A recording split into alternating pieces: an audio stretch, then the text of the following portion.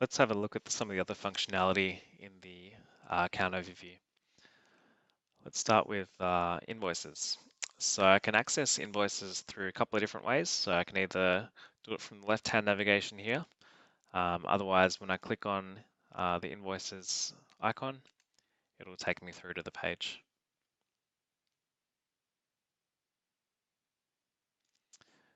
And here in front of me is a list of invoices.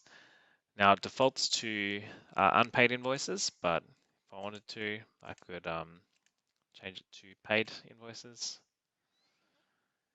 And then I've got a view on that too. So I can view what the invoices are. So if I click on this magnifying glass here, I've got a breakdown of everything all the items that are on that particular invoice. And when I click back, I've also got the option when I click on the page to download that invoice as a PDF. So there's the download coming through.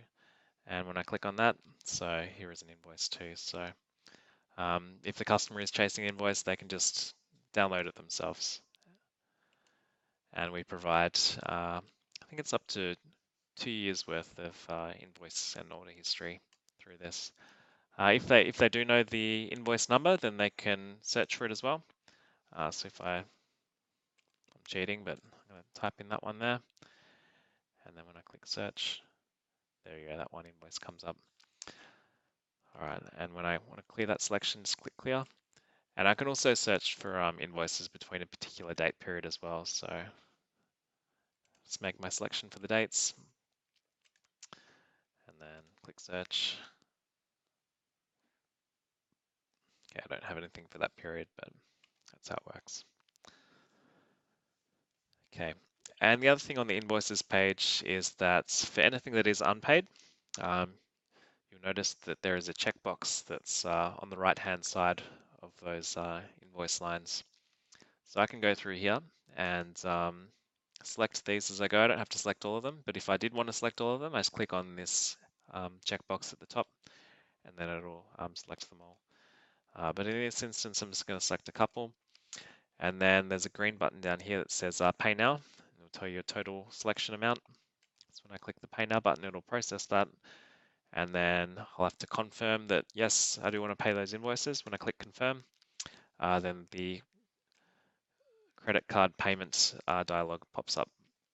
Put in all my details, and then I can click Complete Payment, and then that will go through. So that's invoices. Let's have a look at order history. So I can access order history on the left-hand side here.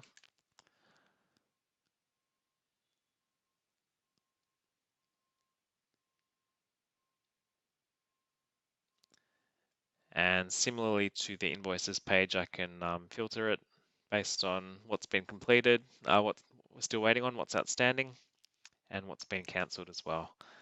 So I can search for invoice or search for order numbers, search for the date of issue.